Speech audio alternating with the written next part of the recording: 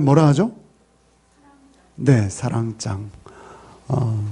마태복음 13장은요? 마태복음 13장은 콩집에 가면 있는 천국장. 예, 천국장입니다. 마태복음 13장은요, 천국에 대한 비유로 시작해서 천국에 대한 비유로 끝납니다. 그러니까 마태복음 13장 분량이 상당히 많죠. 그런데 그 많은 분량이 모두 다 천국을 설명하고 있습니다. 여러분, 천국을 보신 분 있으십니까? 없으시잖아요. 그죠? 천국은 우리 눈에 보이지 않습니다. 그래서 우리가 잘 인식할 수 없고, 천국이 무엇인지 우리가 막연히 기대하고 있습니다만, 천국을 우리가 이 땅에서 살아내지 못합니다. 천국은 우리가 죽어서만 가는 것이 아니라, 우리가 죽어서 천국을 간다는 것은 이 땅에서도 천국을 산다라는 것을 의미합니다. 이 땅에서 천국을 살 때 우리가 갈 곳이 천국이 되는 거예요. 거기는 천국이에요. 천국. 어떤 분이 이런 말 하더라고요. 천국장이에요. 거기는. 그 천국장 냄새가 진동을 해요. 그 냄새는 하나님 냄새예요. 하나님 냄새. 그런데 천국장을 싫어하는 사람이 천국에 갈 수 없다는 것이죠. 저는 천국장을 다행히 좋아합니다. 어찌되었던 아무리 고급 저택이 되어도 그 안에 천국장 냄새가 진동을 하면 어떤 사람은 거저 줘도 못 사는 것이고요. 어떤 사람은 달콤하게 열심히 만나게 살 수 있는 것이 천국장이라는 것이죠. 말 되지 않습니까? 여러분, 천국이 무엇인지를 이 마태복음 13장을 통해서 우리가 알 수 있어요. 지난 토요일 그리고 오늘 주일 말씀이 오늘 본문에 해당하고요. 그리고 월요일부터 묵상하는 말씀도 역시 천국에 대한 비유로 시작하고 있습니다. 여러분, 천국은 성경에서 말하는 가장 중요한 주제예요. 마태복음에 천국 이렇게 표현되었고, 하나님 나라라고 누가복음에 기록되었어요. 결국 우리가 이 땅에서 하나님의 나라를 살고 영원한 하나님의 나라로 이사하는 겁니다. 그러니까 이 땅에서도 우리가 하나님 나라를 살고 영원한 하나님의 나라로 우리가 잠깐이면 이사가는 거예요. 결국 이 땅에서 우리가 천국을 살지 못하고 하나님 나라에 이사할 수 없다라는 것이 성경의 진리입니다. 그다음에 우리가 이 땅에 천국을 사는 건 무엇일까요? 예수께서 오셔서 설교하시고 병을 치유하시고 사역을 하시고 모든 것들이 한 가지 주제로 모아집니다. 천국에 모든 관심이 있으세요. 예수께서 오셔서 인간의 몸을 입으시고 탄생하셨어요. 그리고 4장에서 첫 사역을 시작하십니다. 사단의 시험을 끝내고 4장 첫 사역을 시작하시면서 뭐라 하세요? 회개하라, 천국이 가까웠느니라. 천국이 가까운 게 아니라 천국이 지금 임하고 있는 것이죠. 그런데 회개하라, 천국이 가까웠느니라 4장에서 말씀하신 하나님께서, 예수께서 5장에 바로 어떻게 말씀하십니까? 심령이 가난한 자는 복이 있나니 천국이 그들의 것임이요, 이렇게 말씀하세요. 그러니까 5장, 6장, 7장은 말이죠, 예수께서 천국을 설명하시는 거예요. 천국을 이론으로 먼저 설파하시는 거예요. 천국의 삶을 사는 자들은 이러한 모습이야. 어떤 모습이요? 심령이 가난한 자, 애통하는 자, 온유한 자, 의에 줄이고 목마른 자, 긍휼이 풍성한 자, 마음이 청결한 자, 화평케 하는 자, 의를 위하여 핍박받는 자, 이런 자들이 천국을 사는 거야. 이렇게 말씀하시면서 그들은 살인하지 말라 했지만 미워하지도 않을 수 있고, 그들은 간음하지 말라 했으나 마음에 음란한 생각도 품지 않고 천국을 살 수 있는 거야. 천국을 사는 것은 마치 반석 위에 집을 짓는 것과 같아. 이렇게 말씀하시는 것이죠. 그 전에 자신이 스스로 지혜했다고 천국을 산다라고 자부했던, 그래서 뭐요? 주여 보시옵소서, 내가 주의 이름으로 귀신을 쫓아내고 이토록 많은 일을 했습니다 하는데 주님께서는 내 나라와 너는 상관없다. 내가 너를 알지 못한다. 결국은 모든 것이 천국이 포커스인 거예요. 천국이 목표인 것이요. 천국이 그 모든 관심의 초점인 것입니다. 그런데 그 5장, 6장, 7장에서 천국의 삶을 설명하시고 그리고 8장, 9장에서는 천국이 임한 것을 보여주시는 거예요. 천국이 임한 것을. 8장에 문둥병자를 고치시죠. 문둥병자를 깨끗게 하시는 거예요. 그것이 천국입니다. 8장에서 5가지의 기적이 있고 9장에서 중풍병자가 일어나죠. 중풍병자가 일어나는 이유는 무엇이죠? 죄사함을 받는 것이죠. 우리의 죄를 하나님 앞에 사함받는 것, 천국의 삶이 시작되는 것입니다. 심지어 죽었던 야이로 회당장의 딸이 살아나는 것이죠. 죽었던 우리가 사는 곳, 그것이 천국입니다. 8장, 9장 그렇게 천국을 이어주시다가 10장에서 제자들에게 치유하는 능력과 권세를 주시고 제자들을 세상 속으로 파송하십니다. 천국을 전파하라. 천국을 선언하라. 그래서 그들이 나가서 천국을 선언하기 시작했어요. 그런데 놀라운 것은 그들이 천국을 받지 않는 거예요. 그래서 주님이 나가셨습니다. 그것이 11장, 12장이에요. 천국을 이야기하기 시작하자 바리새인과 서기관들이 반대하고 나왔어요. 천국은 안식하는 곳이다. 너희가 안식일을 지키기 위해서 우리가 벼이삭 잘라 먹은 것을 비방하느냐? 하나님께서 베푸신 안식은, 천국의 안식은 그런 게 아니다. 바리새인과 논쟁하는 그 내용도 결국은 주제는 무엇입니까? 천국의 삶에 맞춰져 있는 거예요. 하나님 나라의 삶, 하나님의 통치와 다스림에 순종하는 자의 삶이 무엇인지를 말씀하시는 거예요. 그런데 그들이 계속 부정적인 반응만을 나타냅니다. 이런 예상 밖의 상황을 맞닥뜨린 그 제자들에게 주님께서는 천국은 이런 것이야 라고 설명하시는 것이 13장이죠. 그리고 13장 이후에 우리가 앞으로 묵상해 나갈 마태복음의 모든 내용들은 말이죠. 그 천국이 임하였음에도 불구하고 천국 앞에서 천국 자식과 지옥 자식이 갈라지는 것을 보여줍니다. 예수님의 생애는 무엇이냐면 예수님께서 가시는 곳마다 천국의 자녀들이 반응하고요. 그리고 또 지옥의 자식들이 스스로를 드러내게 되는 것이죠. 동일합니다. 말씀이 가는 곳, 예수는 말씀이시죠. 그 말씀이 가는 곳에 이러한 반응들이 당연히 나타나는 것이죠. 핵심은 말이죠. 이 비유의 핵심, 씨 뿌리는 자의 비유는 굉장히 많은 설교가 있고요. 많은 논문들이 있고요. 주석도 굉장히 다양하고 복잡합니다.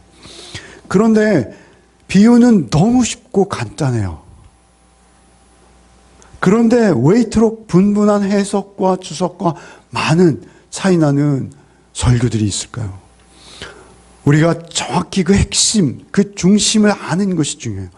잡다하게 천국의 비유, 씨 뿌림의 비유에서 많은 지식을 얻는 것이 중요한 것이 아니라 그 중심, 예수께서 말씀하시고자 하시는 말씀하시고자 하는 바, 그 한 가지를 아는 것이 우리에게 가장 중요해요. 근데 그 한 가지를 알기 위해서 보조수단이 두 가지가 등장하는 것이죠. 씨와 밭인 것입니다. 씨와 밭. 콩 심은 데 콩 나고 팥 심은 데 팥 난다. 모르는 사람이 없습니다. 성경이 없어도 다 알고 있어요. 나무를 보면 열매를 알 수 있는 것이죠. 그런데 이 간단한 비유가 누구에겐간 들리고 누구에겐간 들어서 다 한다라고 여기는데 전혀 깨달아지지도 않고 들리지도 않고 그 말씀과는 상관없는 자로 이 세상을 살게 된다라는 것이죠. 참으로 무서운 것은 이 비유가 우리에게 진심으로 우리의 삶에 다가오지 않고는 천국의 삶을 살 수 없다가 분명합니다. 여러분, 천국의 삶을 사시기 원하십니까? 그렇다면 이 시간 주님의 마음을 느껴보시기 바랍니다. 주님께서 이렇게 말씀하시는 거예요. 씨를 뿌린다라고 말씀하시는데 그 씨는 누구일까요? 씨는 사실 씨를 뿌리는 자는 저와 여러분입니다. 지금 설교하는 행위도 씨를 뿌리는 것이고 여러분이 세상에 나가서 씨 뿌리는 삶을 사는 거예요. 울면서라도 우리는 울며 씨를 뿌리는 것입니다. 그럼에도 불구하고 씨는 예수이세요. 그 뿌리는 씨의 정체, 그 씨앗은 누구이시죠? 예수이십니다. 아브라함과 다윗의 씨에게서 날 자.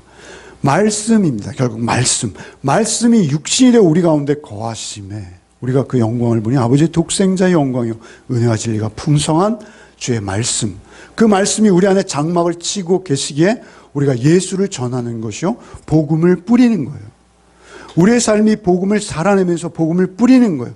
복음은 뭐예요? 예수의 십자가와 부활입니다. 예수의 십자가와 부활을 믿는 자의 삶이 씨 뿌리는 자의 삶이요 그 내용이 예수이신 것이죠. 그래서 우리는 예수를 뿌리면서 사는 거예요. 그런데 그 씨가 말이죠. 유대인들이 보기에는 자신들이 기대했던 씨가 아닌 거예요. 그들이 그 씨를 거부하게 되는 이유는 하나입니다. 그들은 그 씨를 현세적이고 민족적이고 정치적인 것으로 이해했습니다. 그래서 현세적으로 그들이 더 풍성하고 더 번영하고 더 영광스러운 자리에 스스로 올라갈 수 있도록 도와주시는 분, 그분을 메시아라고 여긴 거예요. 그렇지 않습니다. 더군다나 그들은 민족적으로 여긴 거예요. 자기 이스라엘, 육적 이스라엘. 그들의 관심은 영적 이스라엘은 전혀 관심도 없고 보지도 않습니다. 그들은 오직 육적 이스라엘, 자신들의 민족이 로마의 압제로부터 벗어나 정치적으로 자유하고 그런 이스라엘 민족이라는 그 작은 테두리 안에 그 복음과 말씀을 가두어 버렸습니다.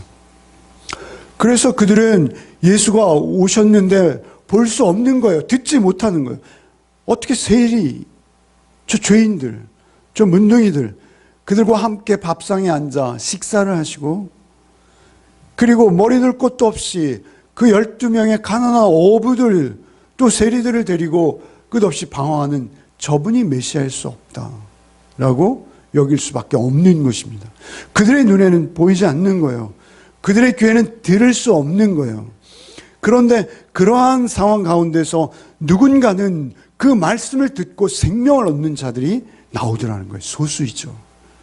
소수입니다. 제자들입니다.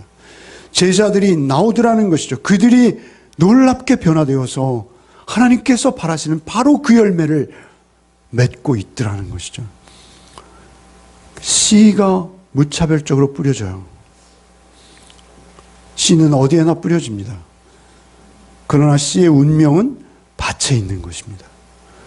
여러분, 그래서 어떤 설교나 주석을 보면 밭은 중요하지 않다. 밭이 어떻게 스스로 돌을 골라내고 밭이 어떻게 옥토가 되겠니? 가시떨기를 정리하고 가시는 싫어 막 이렇게 하면서 옥토가 된다? 그건 불가능하다. 그렇기 때문에 밭은 우리의 관심이 아니다라고 말하는 주석과 설교들도 많이 있습니다. 그러나 그렇지 않습니다. 이 씨 뿌리는 비유의 대부분의 분량은 다 밭을 설명하는데 소용되고 있습니다. 밭은 무엇입니까? 우리의 마음이에요. 우리의 영혼이에요. 예수께서는 그 밭을 4가지로 나누어서 구체적으로 우리의 마음이 빠질 수 있는 유혹, 우리의 마음이 천국을 살지 못하게 하는 이유들을 하나하나 비유로 설명하시는 거예요. 길가가 되기도 하고 돌짝밭, 가시, 덤불이 난 또 옥토 4가지로 설명하시는 거예요. 그런데 그 설명 가운데 우리는 하나님의 나라를 보게 되는 것이죠. 밭이 중요합니다. 첫 번째는 어떤 밭이에요?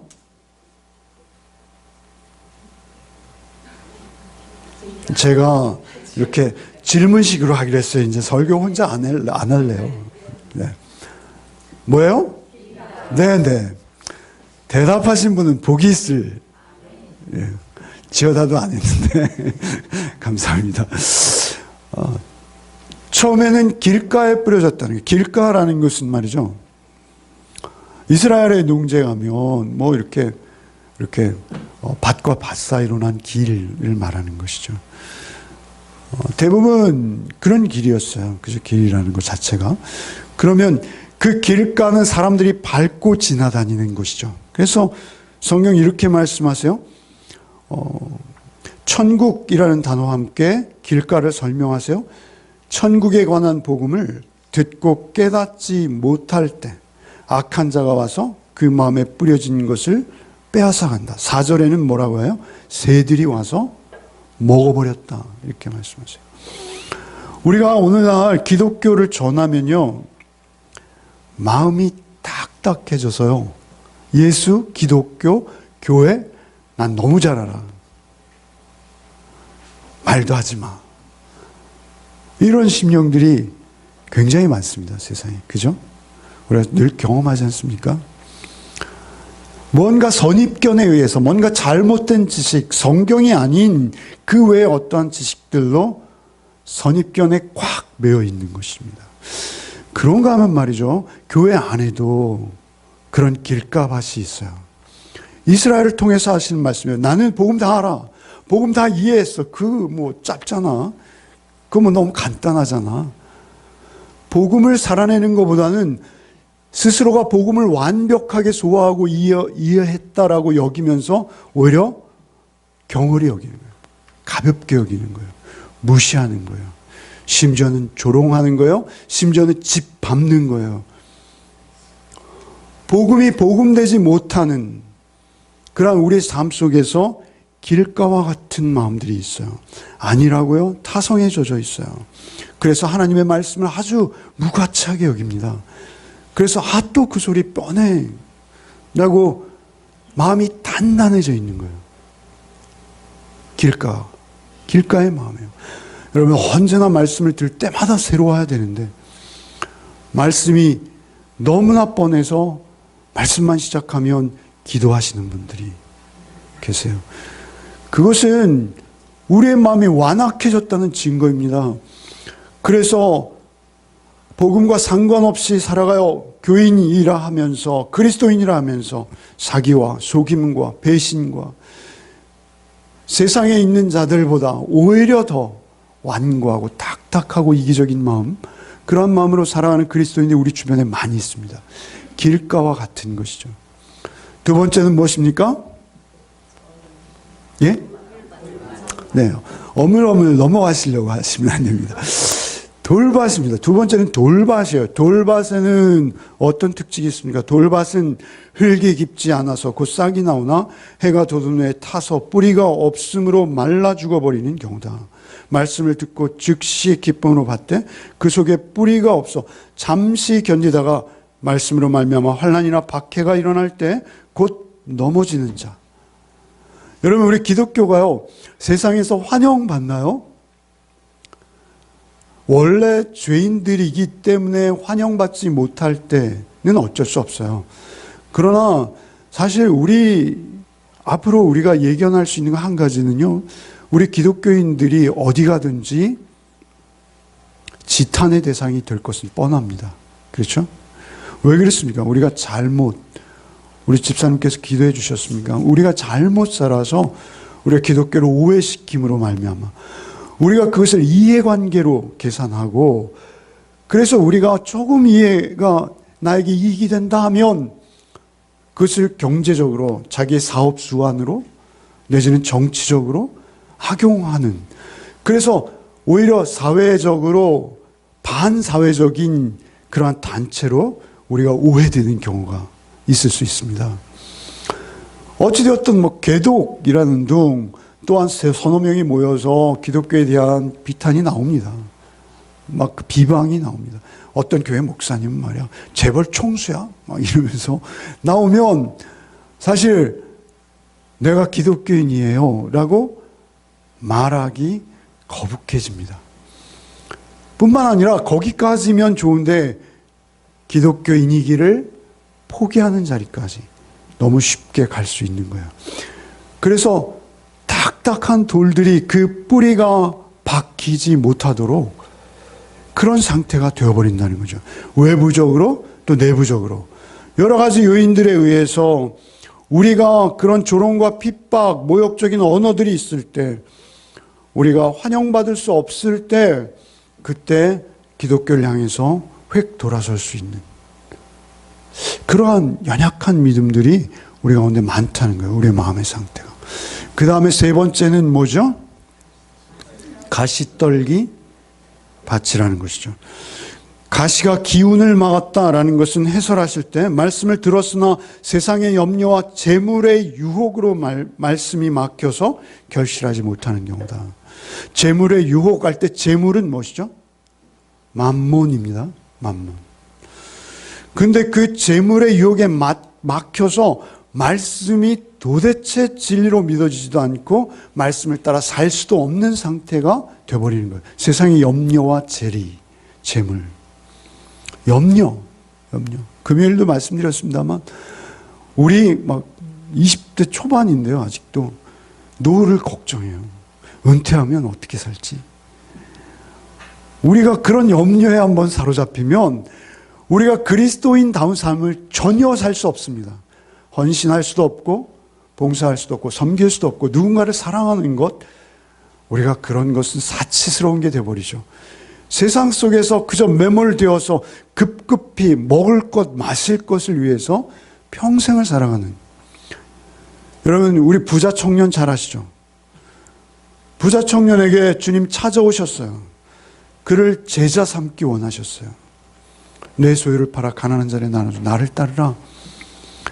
그러자 그 청년의 얼굴에 수심이 가득했어요. 그 걱정, 그 근심을 가득 띤 얼굴로 주님을 등지고 가버리는 거예요.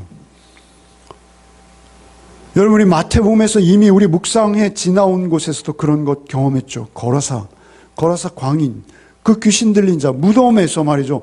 홀로 독약 청할 것처럼 그렇게 살아가는 그를 쫓아내주고 그 동리에 환원시켰어요. 그가 이제 정신이 들어서 벌거벗은 옷을 입고 말이죠. 정신이 온전해졌어요. 무덤 사이에 거하던 그들이. 그러나 동네 사람들은 예수를 거부합니다. 왜 거부합니까? 경제. 우리는 평생을 살면서 돈이 있을 때도 있고 없을 때도 있고 경제적으로 부유할 때도 있고 가난할 때도 있습니다.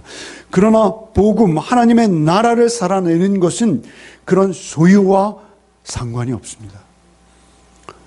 소유와 상관이 없어요. 그런데 그 재리와 세상의 염려에 막혀서 그저 그 걱정과 근심으로 지고 새는 거예요. 풍요로움, 그 세상이 주는 재미, 즐거움, 좋은 것들, 그 풍성함. 그래서 도대체 말씀이 그에게 뿌리 내릴 수 있는 여지가 전혀 없는 거예요. 그런 상태 많습니다. 심지어 우리 교회 안에도 있습니다. 심지어는 교회 안에서도 그 염려와 재리에 대한 이해관계 때문에 신앙생활 하시는 분들도 있습니다. 내가 이렇게 하면 하나님이 내 노후를 책임져 주실 거야. 그렇죠. 하나님은 완벽하게 책임지십니다. 그러나 중요한 것은 경제적으로가 아닙니다. 아닐 수 있습니다. 맞을 수도 있고요. 그게 중요한 게 아니라는 것이죠. 하나님 나라는 먹고 마시는 데 있는 것이 아니라 의와 평강과 희락인 것이죠. 그런데 그들은 전혀 볼 수 없고 들을 수 없는 거예요. 예수님의 고향 사람들 마찬가지입니다. 그들이 결국은 예수님을 떠날 수밖에 없는 거예요. 마지막으로 주님께서 우리에게 추천하신 우리의 마음의 상태 무엇이죠? 그것을 뭐라고 표현하시죠? 좋은 밭, 좋은 땅. 예, 동일하죠. 우리가 좋은 밭, 좋은 땅 100배, 60배, 30배. 창세기 26장에 보면 이삭이 첫 해 씨를 뿌렸는데 100배를 수확했다고 하죠. 엄청난 수확입니다. 그죠? 쌀 하나를 심으면 매달 나요? 안 쉬어봐서 잘 모르겠어요. 그런데 배갈이 나오면 대단한 거죠. 그죠? 그런데 우리가 그것을 꼭 양적으로만 볼 수도 없어요. 그것은 도저히 먹을 수 없고 쓸 수 없는 그 어떤 것이 하나님께서 받으심직한 모습으로 변하는 거예요. 여러분, 한 영혼이 천하보다 귀하다 하시지 않습니까? 그런데 그 한 영혼이 말이죠, 죄와 죽음의 종노릇하며 세상의 온갖 근심과 걱정을 끌어안고 극단적인 이기심으로 지옥을 사는 한 영혼이 하나님 앞에서 하나님의 의로우심과 하나님의 크신 사랑에 붙들려서 새로운 삶을 살기 시작하는 것, 기적입니다. 그것은 좋은 땅일 때 가능한 거예요. 그래서 그 좋은 땅을 말씀하시는 것이죠. 우리는 씨의 운명을 보게 됩니다. 땅의 상태에 따라서 씨의 운명이 결정되어져 버리는 것이죠. 마태복음 바로 이 천국이 임하는 모습, 그 모습을 예수께서 설명하시고자 하시는 거예요. 너희들의 마음, 너희들의 영혼의 상태에 따라서 이렇게 천국은 달라질 수 있다. 아니, 안 될 수도 있고 놀랍게 천국이 임할 수도 있다. 그 모든 마태복음의 이 천국, 하나님의 나라가 진행되어 가는 과정을 가장 잘 보여주는 대표적인 인물이 있어요. 그 인물 누구예요? 금요일날 말씀드렸는데 마태복음의 주인공처럼 등장하는 사람, 한 사람,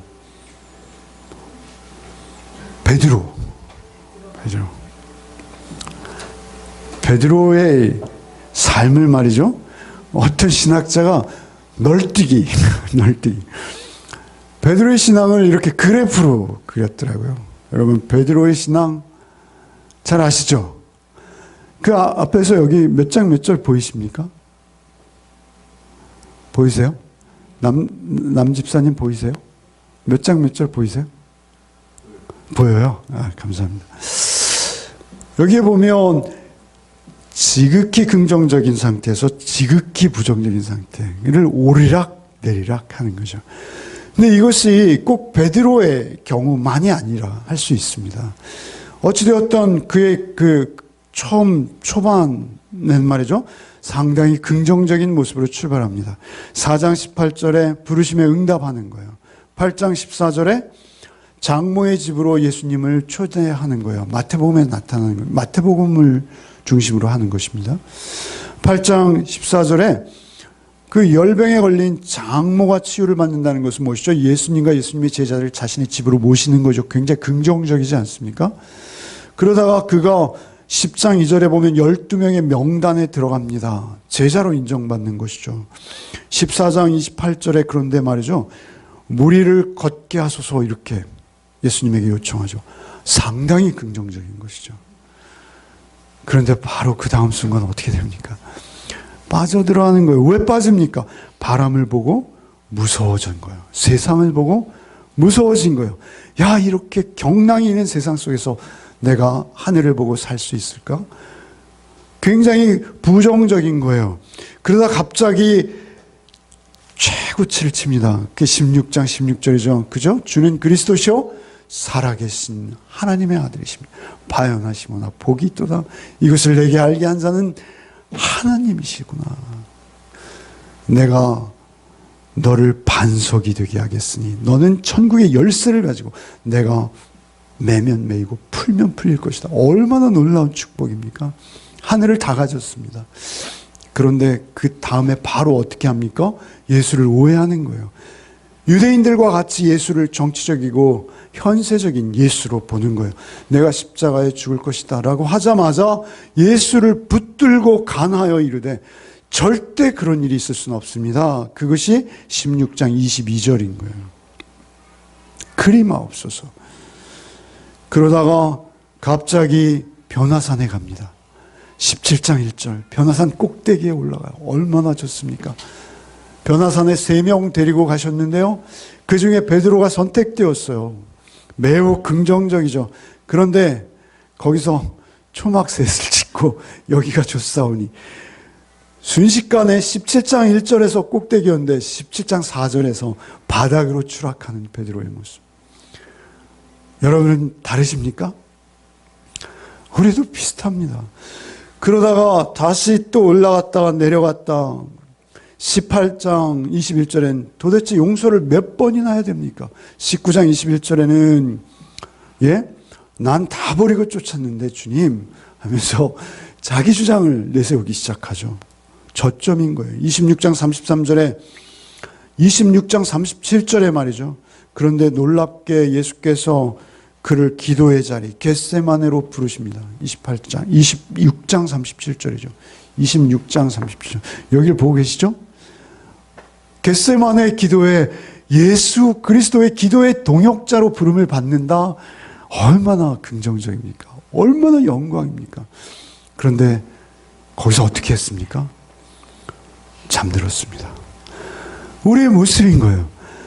잠들었습니다. 깨어있지 못해서 책망을 받는 것이죠. 그런데 놀랍게 이 깨어있어서 책망받는 이것을 이 저자는 매우 긍정적으로 봤어요. 다소 긍정적으로 봤어요. 책망을 받을 수 있는 거, 그거 아직 소망이 있는 거다. 라고 여기서 긍정적으로, 어찌되었던 그는 책망을 받습니다. 그런가 하면 바로 또 26장 69절에 추락하는 모습이죠. 추락하는 모습의 구체적인 대목은 26장 69절은 뭐라 하냐면요. 저주하여 맹세하여 가로되 내가 그 사람을 알지 못하나이다. 예수님을 향해서 감히 저주하며 맹세하여, 그게 저점이죠. 저점인데 여기서 끝났습니까? 부활하신 예수님을 뵙고 다시 배에 올라 그물을 던지고 있는 베드로. 계속 이 그래프는 계속 되는 거예요. 그 이후에도. 그런 모습이 사실은 우리입니다. 우리. 그런 우리임에도 불구하고 예수께서는 사도행전 2장에 그 베드로를 찾아오시는 거예요. 그러니까 세례 요한의 예언대로 물과 성령으로 거듭나지 않으면, 물과 성령으로 세례받지 않으면 하나님의 나라의 삶을 살 수 없다는 거예요. 그런데 그렇게 물과 성령으로 세례 받는 것은 무엇이죠? 성령, 보혜사, 곧 말씀이 육신이 되어서 예수가 내 안에 찾아오셔서 잠시도 떠나지 아니하시고 함께 거주하시는 것입니다. 그러면 즉시 천국이 그에게 임하는 것이죠. 그의 삶은 그 자리에서 천국이 되는 것입니다. 그것이 예수와 임마누엘의 관계인 것이죠. 그렇게 우리에게 주님이 임하시는 그 상황은 비밀이라는 거예요. 11절 한번 같이 읽어보겠습니다. 같이 읽겠습니다. 대답하여 이르시되 천국의 비밀을 아는 것이 너에게는 허락되었으나 그들에게는 아니 되었나니. 이 비유를 설명하시면서 이 비유를 알아듣는 자가 있고 못 알아듣는 자가 있는데, 이것은 내가 이 비유를 비밀 되게 했기 때문이다. 이렇게 말씀하죠. 비밀이라는 것은 영어의 미스테리라는 단어의 어원이 된 그런 헬라어예요. 비밀이라는, 미스테리라는 가려져 있다는 거예요. 숨겨진 자들이 더 많다는 거예요. 그 비밀을 아는 자들은 오히려 극소수라는 거예요. 이 비밀을 아는 것이 너에게는 허락되었으나, 허락된다. 데도타이, 디도미라는 원형인데요. 이게 완료 수동태예요. 수동태죠. 우리 번역도 수동태예요. 허락되었나니. 그러니까 하나님께서 그 비밀을 우리에게 알려주실 때만 우리가 알 수 있어요. 이 신적 수동태라고 하는 거거든요. 그러니까 하나님께서 그 천국의 비밀을 우리에게 알려주실 때만 우리가 천국을 알 수 있게 되는 것이죠. 천국을 알게 되면 우리의 조건과 환경은 상관이 없어요. 우리의 조건과 환경이 아무리 열악하고 심지어는 끔찍해도 우리는 천국을 살 수 있습니다. 천국에 있는 거예요. 현재적으로. 그래서 우리의 삶은 주님과 온전한 동행을 이루는 삶이 되는 것이죠. 마태복음 11장 25절에 주님께서 이렇게 우리가 묵상하며 지나온 곳이죠. 마태복음 11장 25절에 천지의 주제이신 아버지여 이것을 지혜롭고 슬기 있는 자들에게 숨기시고 어린아이들에게 나타내심을 감사하나이다. 스스로 지혜에 이롭다 하고 스스로 모든 것을 다 알고 있다 하고 스스로를 슬기롭다 하고 여기는 자들에게는 이 비밀을 감추시고 이 비밀을 어린 자, 소자, 어린아이와 같은 자들, 여기선 어린아이는 나이가 적은 게 아니라 그랬죠. 여기서 어린아이는 소위 말하면 이스라엘 주류 사회에서 애들은 가라 라고 소외받던 사회적 약자들, 오히려 그들에게 천국을 보게 하시고 천국을 살게 하셨으니 이렇게 된 것은 아버지의 뜻입니다. 주님 감사합니다 라고 기도하고 있다는 것이죠. 여러분 13절부터 15절 말씀 함께 읽어보실까요? 함께 읽겠습니다. 그러므로 내가 그들에게 비유로 말하는 것은 그들이 보아도 보지 못하며 들어도 듣지 못하며 깨닫지 못함이니라. 이사야의 예언이 그들에게 이루어졌으니 이르렀을 때 너희가 듣기는 들어도 깨닫지 못하는 것이요.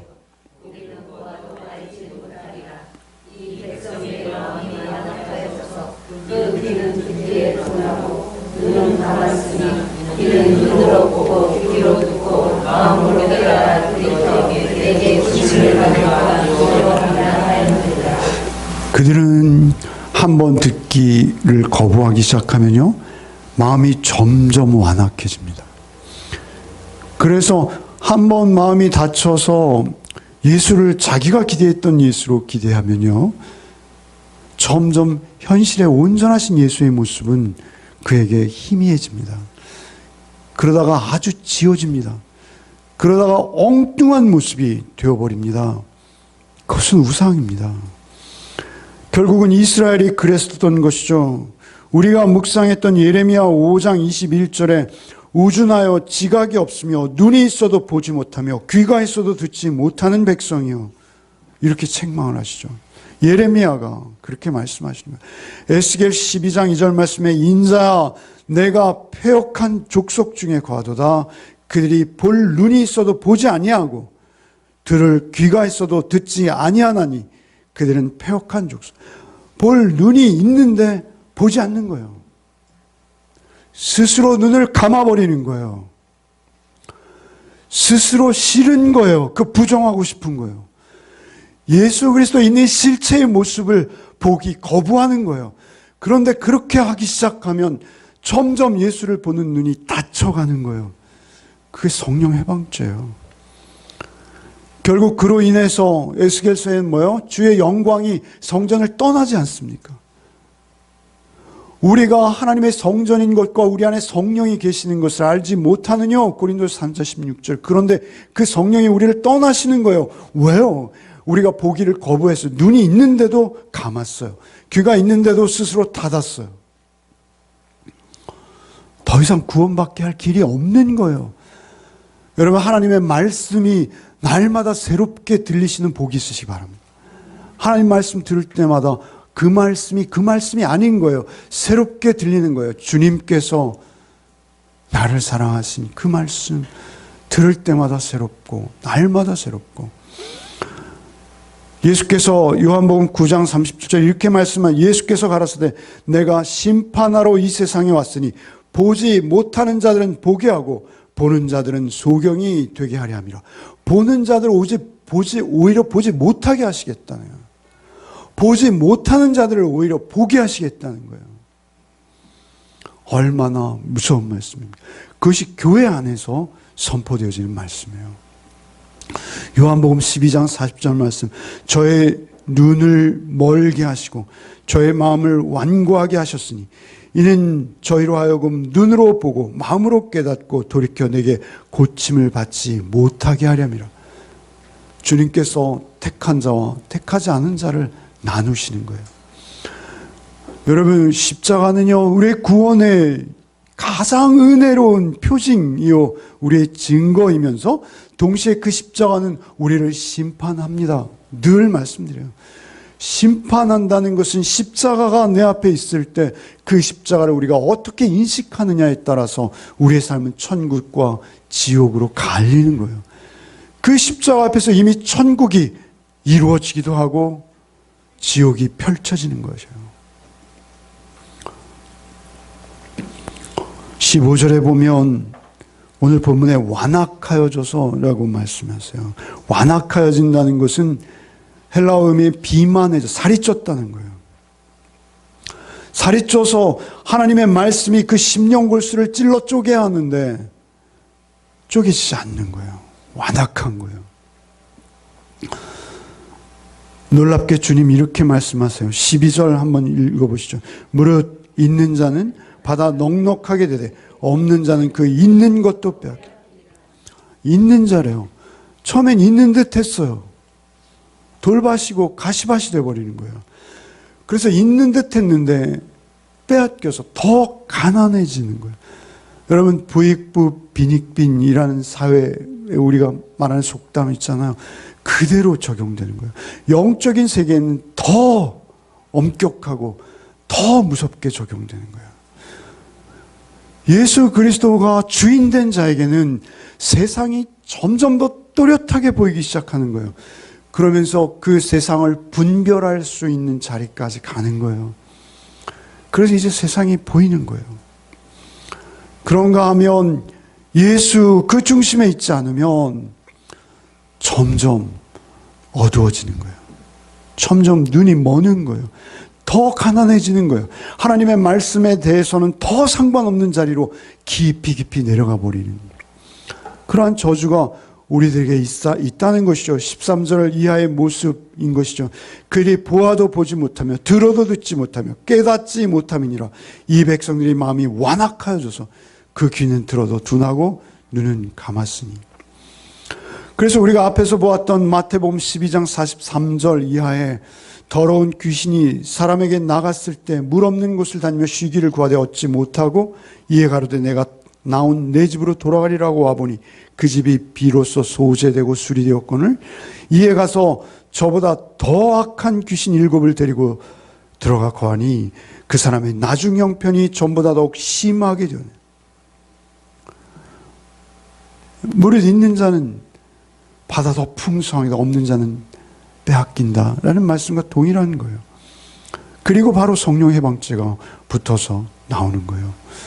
여러분, 우리가 그리스도인이라 하면서 그리스도를 믿는다 하면서 내가 교회의 목사다, 장로다 하면서 세상 사람들보다 더 추하고 악하게 살 때 우리 보지 않습니까? 우리 주변에 있지 않습니까? 나도 늘 그 위험에 노출되어 있지 않습니까? 그 말씀 하시는 거예요. 믿는 듯 했으나 예수가 그 중심의 주인이 되지 않으면 거기는 사단들의 놀이터가 되는 거예요. 더 많은 욕심과 더 많은 아집과, 그래서 말이죠, 부동산이 1600억이나 되는 교회, 공시지가로. 저 처음 봤어요. 예? 그 교회, 그 뭐 이사장이니 뭐 교회 뭐 병원의 원장이니 학교의 그 이사장이니 뭐 이런 직함이 쭉 따라와요. 그 교회 목사가 되면 따라오는 권리가 엄청난 거예요. 그걸 그 목사 자신 잘 알고 있어요. 그래서 이 힘든 십자가는 다른 사람 못 주고 내 아들에게 주겠다는 거예요. 그렇게 되면 어떻게 되는 것입니까? 세상에 보기에도, 우리가 보기에는 처음 한 귀신 나간 게 아니라 7귀신을 끌고 들어와서 이제는 그 전보다 그 나중 형편이 더 못한 게 돼버리는 거예요. 그들이 예수를 맛보아 알았어요, 처음엔. 그러나 세상의 염려와 재려와 욕심에 눈이 어두워지는 거예요. 다 보고 있는데 나는 못 보는 거예요, 나는.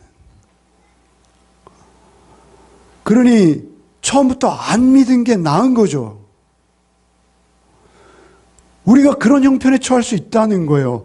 예수를 믿고 예수를 영접하고 예수 구원의 삶을 시작했다면 우리는 그 예수를 중심에 모셔야 돼요.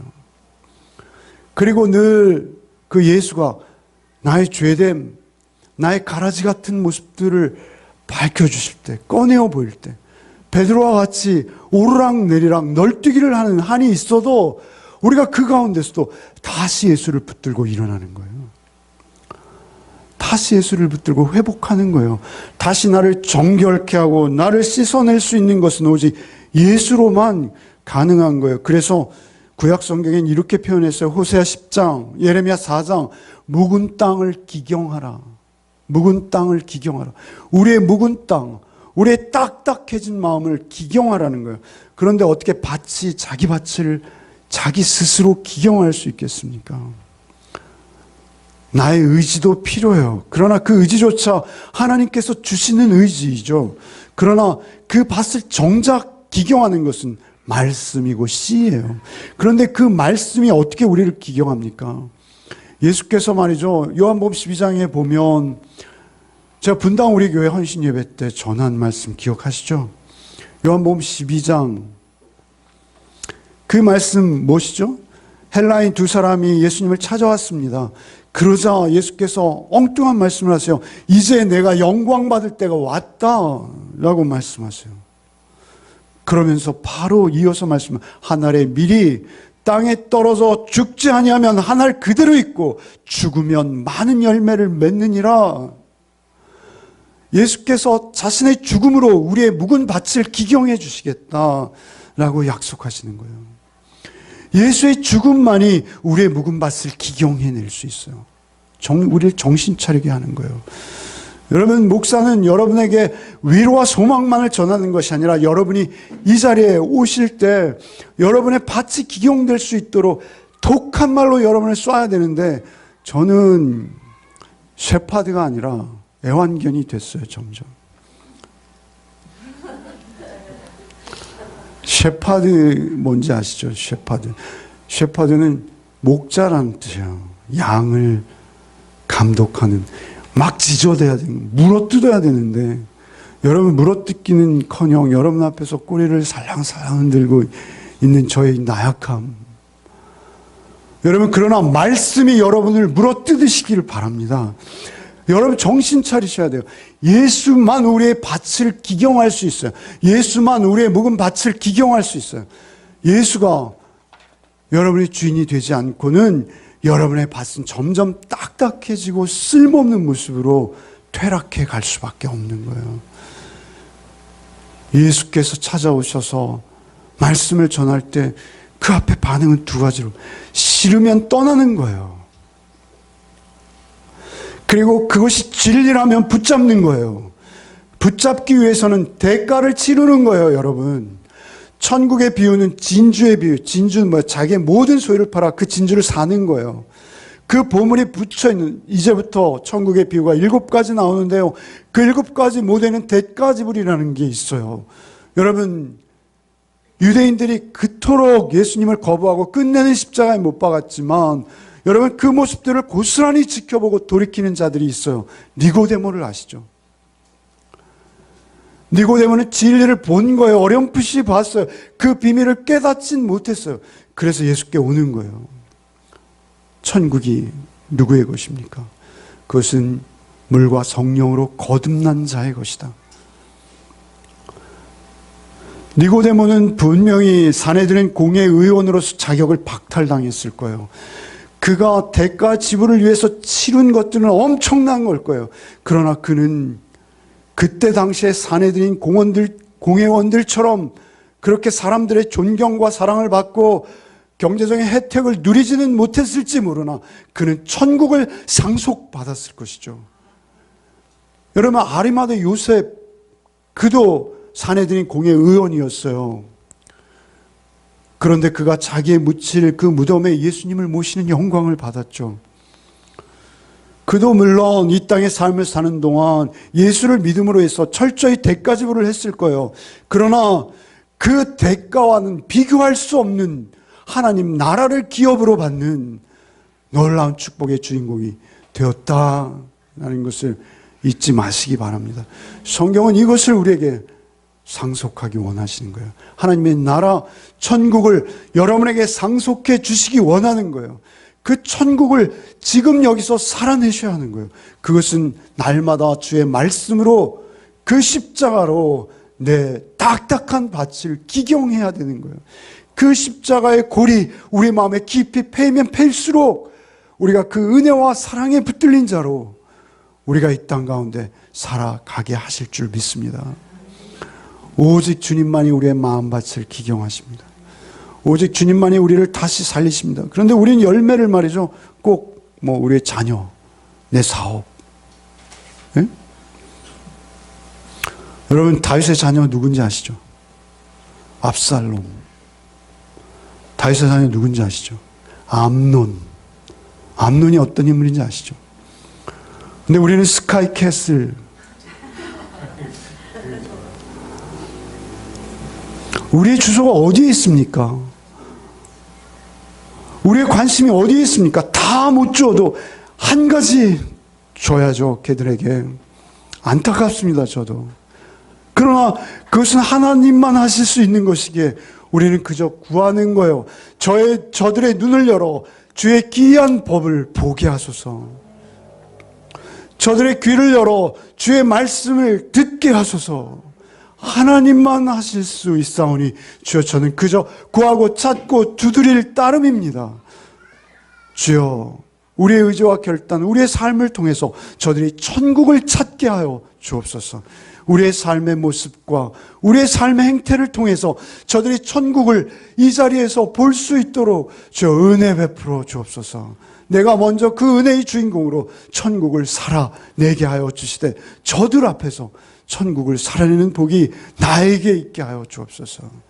그 진리의 말씀을 붙들고 한 주간도 살아계신 주님만을 모시고 살아내는 저와 여러분 한 주간 삶이 되시기를 소원합니다. 주님 감사합니다. 주님께서 천국의 비밀을 우리에게 알려주시니 얼마나 감사한지요. 하나님이 이 비밀을 아는데 그치는 것이 아니라 그 비밀을 살아내는 한 주간으로 우리의 삶을 성령께서 홀로 인도하여 주옵소서. 오직 우리의 삶을 통해서 천국이 확장되어지고 천국이 저들의 눈에 목격되어지고 천국이 실현되는 복된 한 주간 우리 살아내는 기쁨이 우리에게 있게 하여 주옵소서. 하나님의 나라는 먹는 것과 마시는 것이 아니라 오직 의와 평강과 희락이라 하셨사오니 그 의와 평강과 희락이 우리 안에 성령의 열매로 맺히게 하여 주옵소서. 예수 그리스도의 이름으로 기도하옵나이다. 아멘. 이제는 우리 주 예수 그리스도의 은혜와 하나님의 크신 사랑과 성령의 교통 감화 충만케 하시는 은총이 열매로 알리라 하신 주님 앞에서 열매되는 삶을 살기로 결단하는, 천국의 삶을 살기로 결단하는 우리 가족들 위해 이제부터 영원토록 함께 계시기를 축원하옵나이다. 아멘.